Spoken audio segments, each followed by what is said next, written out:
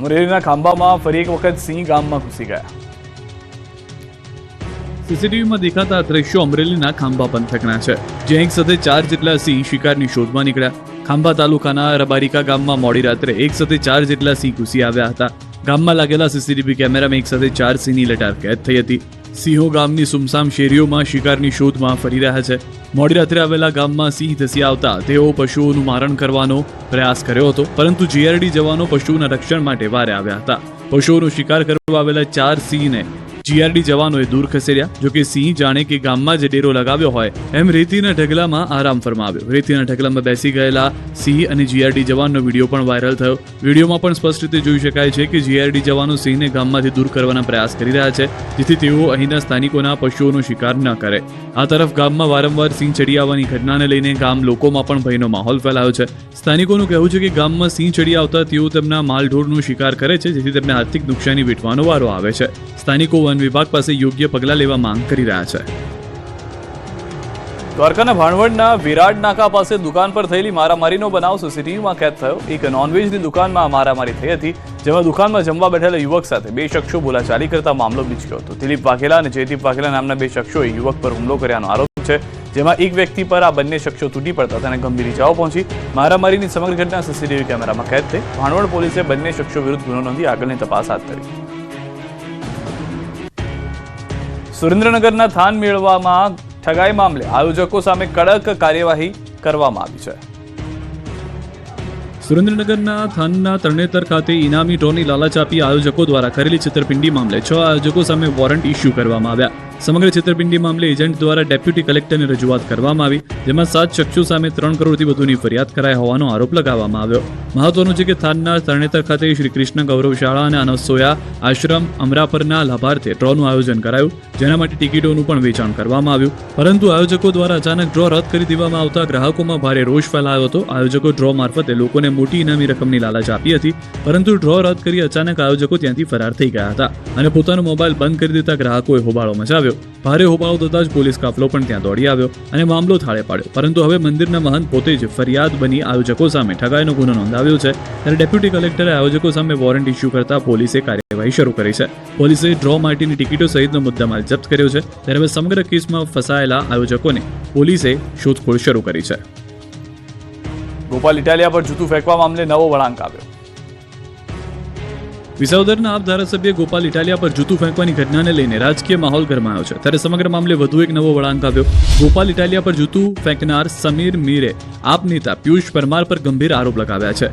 સબીર મીરે દાવો કર્યો છે કે આપ નેતા પિયુષ પરમારના કહેવાથી જૂતું ફેંક્યું હતું. સબીર મીરે એવો પણ દાવો કર્યો છે કે પિયુષ પરમારે કહ્યું હતું કે ગોપાલભાઈને તું ચપ્પલ માર એટલે ગોપાલભાઈ થોડાક આગળ આવે. એટલે મહત્વનું છે કે સબીર મીરે આવે અગાઉ અન્ય લોકોના નામે લીધા હતા. પોલીસ તપાસમાં યુવક પોતાનું નિવેદન સતત ફેરવી રહ્યો છે. સબીર મીરે અગાઉ દાવો કર્યો હતો કે જૂતું ફેંકવા માટે તેને 50,000 રૂપિયાની ઓફર કરવામાં આવી હતી. યુવકના ગોળ ગોળ જવાબથી રાજકારણમાં પણ સતત ગરમાવો આવી રહ્યો છે. મહત્વનું છે કે જૂનાગઢના ગઢુમાં આપની ખેડૂત સભામાં જૂતું ફેંકવાનો પ્રયાસ કરવામાં આવ્યો. સભામાં હાજર રહેલા સબીર મીરના નામના યુવકે ભાષણ આપવા ઉભા થયેલા ઇટાલિયાની નજીક જૂતું ફેંકવાનો પ્રયાસ કર્યો, પરંતુ જૂતું ફેંકી તે પહેલા જ કાર્યકર્તાઓ તેને ઝડપી પોલીસને હવાલે કર્યો. પોલીસ પણ યુવકના નિવેદનના આધારે તપાસનો વેગ આગળ વધારી રહી છે. તો જૂતું ફેંકનારને યુવકને માર મારતો વિડીયો આવ્યો છે સામે. શબીર મીરને માર મારતા શખ્સનો વિડીયો વાયરલ થયો છે. વિડીયો વાયરલ થતા રાજકીય ગરમાવો. પોલીસ તપાસ વચ્ચે વિડીયો સામે આવ્યો છે.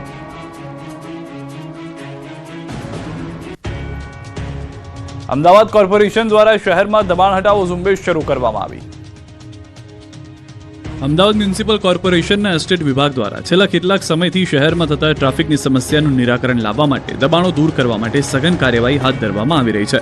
આ અંતર્ગત 12 અને 16 જાન્યુઆરી દરમિયાન શહેરના વિવિધ ઝોનમાં દબાણો દૂર કરવામાં આવ્યા. આ અંતર્ગત આ 2 દિવસમાં જ એએમસી દ્વારા ₹1,44,000નો દંડ વસૂલાયો.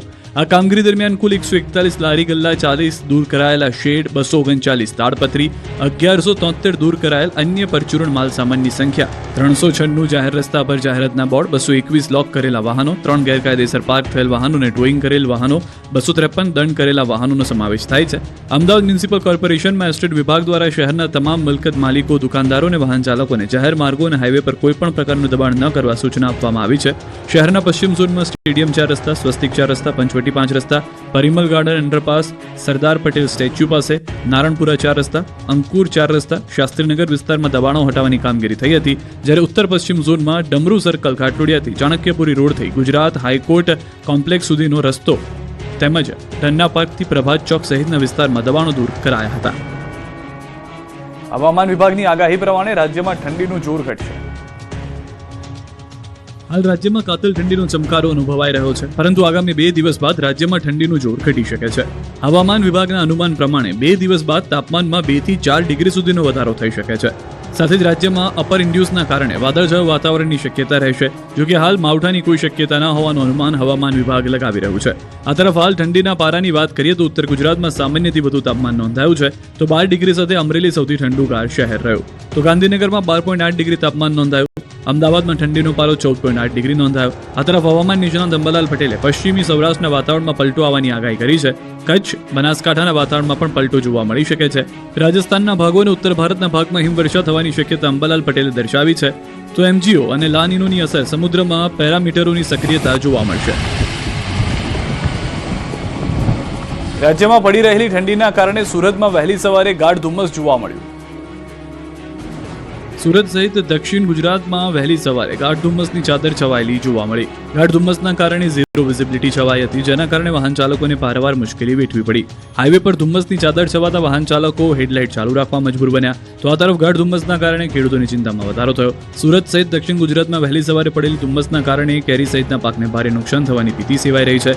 આ ઉપરાંત ઘઉં અને ચીકુના પાકને નુકસાન થાય તેવી શક્યતાઓ સેવાઈ રહી છે. ખેડૂતોનું કહેવું છે કે સવારે વધારે પડી રહેલી ધુમ્મસના કારણે કેરીના પાકને વ્યાપક પ્રમાણમાં નુકસાન થઈ શકે છે, જેની અસર કેરીના ઉત્પાદન પર પણ પડી શકે છે. રાજ્યના અન્ય વિસ્તારોમાં પણ વહેલી સવારે ધુમ્મસ પડતા ખેડૂતો ચિંતામાં મુકાયા છે. સાબરકાંઠાના 11 જેટલા ગામના મિલકત ધારકોએ વિજયોત્સવ મનાવ્યો. સાબરકાંઠાના હિંમતનગરમાં અર્બન ડેવલપમેન્ટ ઓથોરિટીમાં 11 જેટલા ગામડાના સમાવેશને લઈને છેલ્લા ઘણા સમયથી વિરોધ ચાલી રહ્યો હતો. સ્થાનિકોના વિરોધને ધ્યાનમાં લઈ 11 ગામડાઓને હુંડામાં સમાવેશ કરવાના નિર્ણય સ્થગિત કરાયો છે. જેને લઈ 11 ગામના મિલકત ધારકો હિંમતનગરના હડિયોલ ખાતે વિજયોત્સવ મનાવ્યો. સાથે અને આગામી દિવસોમાં પણ આ જ પ્રકારે એકતા જળવાઈ રહે તેમજ હિંમતનગરની અસ્મિતા માટે જ્યારે પણ જરૂર પડે ત્યારે લડત આપવાનું પણ નક્કી કરવામાં આવ્યું છે. મહત્વનું છે કે રાજ્ય સરકાર દ્વારા હુડાનો ડ્રાફ્ટ પ્લાન જાહેર થતાની સાથે જ હુડામાં સમાવિષ્ટ 11 ગામના મિલકત ધારકોએ અલગ અલગ કાર્યક્રમો થકી વિરોધ દર્શાવવાનું શરૂ કર્યું હતું.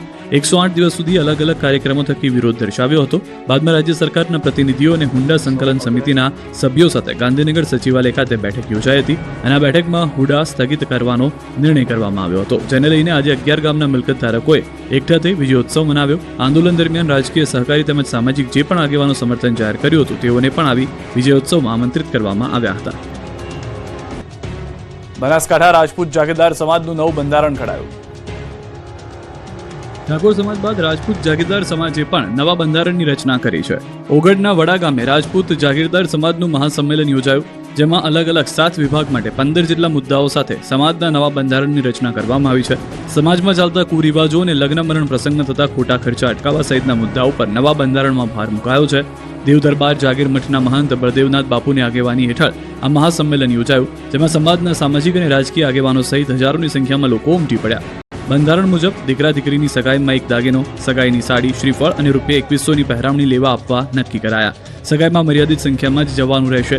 લગ્નમાં વરરાજાની એક વીંટી, ઘડિયાળ, સોફો, સેલું અને એક જોડી કપડાં તથા રોકડ ચાંદલામાં 1100 લેવા આપવા અને મોરવીની એક જોડી કપડાં અથવા રોકડ રકમ આપવી તેના નિયમો બનાવાયા. લગ્ન પ્રસંગે જુગાર રમવા પર પ્રતિબંધ મૂકવામાં આવ્યો. કલાકારો, ડીજે અને બેન્ડ લાવવા પર પણ રોક લગાવવામાં આવી. હલ્દી પ્રથા, વરઘોડામાં ગોળ પ્રથા, ઝાપા શીખ અને બારણું રોકવાના દાગીના લેવાની પ્રથા સદંતર બંધ કરવામાં આવી. બારણું રોકવા માટે મર્યાદિત રોકડ રકમ આપવાનું સૂચવાયું. જાનમાં મર્યાદિત સંખ્યામાં જવાનું અને ચોરીમાં 2 વ્યક્તિઓએ હાજર રહેવાનું રહેશે. આ બંધારણનો અમલ ન કરનારને ત્યાં કોઈએ જવું નહીં તેમજ કુટુંબ તથા ગ્રામ લોકોએ સામૂહિક બહિષ્કાર કરવો એવો નિર્ણય લેવાયો છે. પોરબંદરના રાણાવાવ રેલવે સ્ટેશન પર ટ્રેનમાંથી બાળકીને બચાવી. રાણાવાવ સ્ટેશન માસ્ટરે ચાલુ ટ્રેનમાંથી બાળકીને બચાવી. રાણાવાવ રેલવે સ્ટેશન પર પોરબંદરથી રાજકોટ જતી ટ્રેન સ્ટેશન પર ઊભી હતી, જે દરમિયાન એક મહિલા એક બાળક સાથે સ્ટેશન પર ઉતરી હતી, પરંતુ બીજું બાળક ટ્રેનમાંથી ઉતરી ન શકતા લટકાઈ ગયું, જે દરમિયાન સ્ટેશન માસ્ટરે સમય સૂચકતા વાપરી ચાલતી ટ્રેનમાંથી બાળકને બચાવી લીધું. સુરતમાં બોટ સ્પર્ધામાં દુર્ઘટના સર્જાઈ. સુરતના મગદલ્લાથી હજીરા બોટ સ્પર્ધામાં દુર્ઘટના સર્જાઈ. સ્પર્ધામાં સામેલ નાવિકોની બોટ પલટી. બોટમાં બેસેલા તમામ નાવિકોનો બચાવ. તમામને તરતા આવડતું હોવાથી બચાવ થયો. સદનસીબે કોઈ જાનહાની થઈ નથી. ઉત્તરાયણ પૂરી થઈ ગઈ છતાં દોરીથી દુર્ઘટના યથાવત. નવસારી કલેક્ટર ઓફિસની બહાર બાઇક પર જતા 25 વર્ષીય યુવકનું દોરીથી ગળું કપાયું. ગંભીર ઇજા થતા યુવકને તાત્કાલિક હોસ્પિટલ ખસેડાયો. 14મી જાન્યુઆરી ઉત્તરાયણ પૂર્ણ થયા અને 3